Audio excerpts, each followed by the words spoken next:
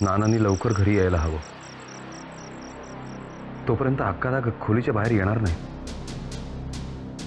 एकदा व्यंकटेश काकाच्या बाबतीतही असं झालं होतं.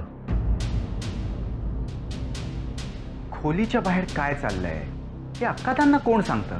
म्हणजे या सगळ्या गोष्टी त्यांना कशा कळतात? हे सगळं काय आहे हे नेमकं कोणालाही काहीही माहिती नाही. पण ही दैवी शक्ती आहे असं सगळेजण म्हणतात आणि सगळ्यांचा त्याच्यावरती विश्वासही आहे. कमाल आहे. असं का घडतं याचा कोणीच कसा विचार करत नाही? स्वतःला खोलीत कोंडून घेतलेल्या माणसाला बाहेरचं कसं कळतं असा प्रश्न कोणालाच पडत नाही इथे. बहुधा सगळ्यांनी विचार करणंच सोडून दिलंय.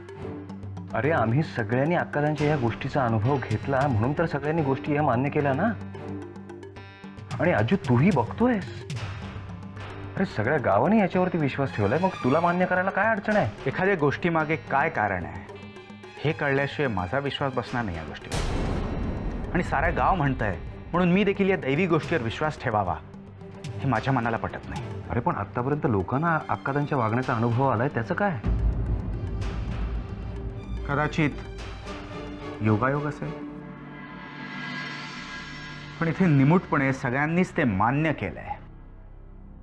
त्यामुळे त्याच्या मागे नेमकं काय रहस्य आहे हे कसं करणार? दादा इथे लोकांना प्रश्नच पडत नाहीत. आणि प्रश्नच पडत नाही म्हटल्यावरती माणसाची प्रगती कशी होणार? हा सायन्सने एवढे मोठे मोठे शोध लावले आहेत, त्याचं कारण माहिती आहे काय आहे दादा? त्या माणसांना ती रहस्य जाणून घेण्याची इच्छा होती. आणि आज एवढ्या प्रगत युगात जगत असताना अजूनही हे गाव दैवी शक्ती, भूतप्रेत, भुवाबाजी या असल्या गोष्टींवर विश्वास ठेवू नये. खरंच मला तर आश्चर्य वाटतं या गोष्टींचं. अजू पण ह्या बाबतीत लोकांनी काय शोध लावायला हवा होता? हा हे बघ, अक्कादा जे काही करतात ना त्याच्यावरती लोकांचा पूर्णपणे विश्वास आहे.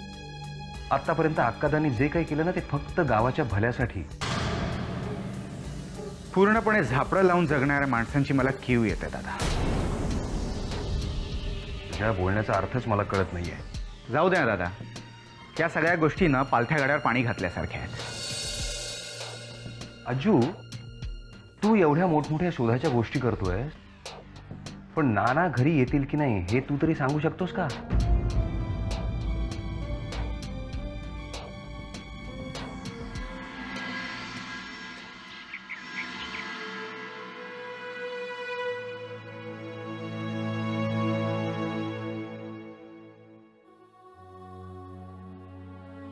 खुतानू हाँ खुतानू काय रे विठोबा? जरा पडताव. नाही नको. हे पाटील कुठे गेले? ते मोऱ्यासोबत बसले आहेत. बर, तू एक काम कर, त्यांना घेऊन तू वाड्यावर जा. हा, आणि त्यांना सांग की मी वासुदेव दादाची समजूत घालण्याचा प्रयत्न करतोय, पण अजूनही तो तयार झालेला नाहीये. खुतानू तुम्ही येऊक नाही डोवाड्या? नाही, मी नंतर येतो, त्याला घेऊनच येतो. तू जा.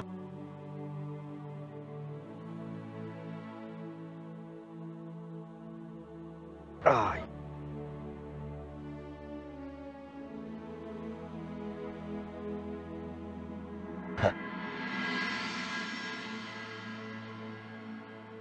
राजाराम खोत, तुमच्या मनात काही शंका आहेत का?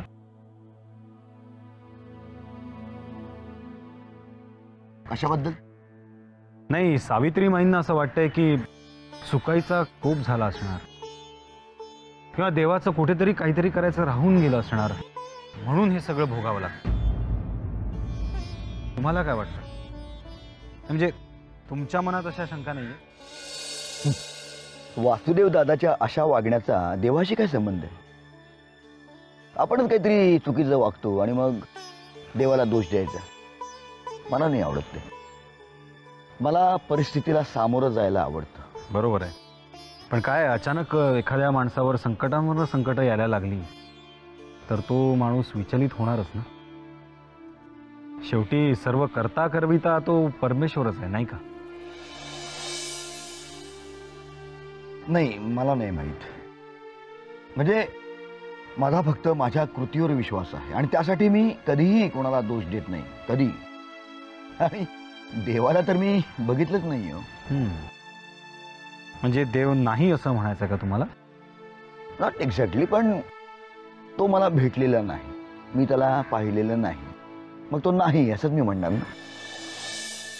शिवाय एक महत्वाची गोष्ट सांगतो, आपण जेव्हा दुसऱ्याला मदत करतो, दुसऱ्यासाठी झटतो ना, त्यावेळी त्या समोरच्या माणसाच्या चेहऱ्यावर जो आनंद असतो, त्याचे जे आशीर्वाद आपल्याला मिळतात, तोच देवाचा कृपाप्रसाद आहे असं मी मानतो.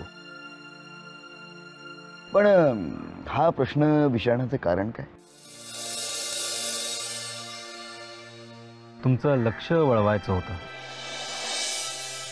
मगाशी तुमच्या डोक्यात अनेक विचार गोंधळ घालत होते. हे सगळं बोलल्यावर तुम्ही त्या विचारातून बाहेर आला असाल, बरोबर ना?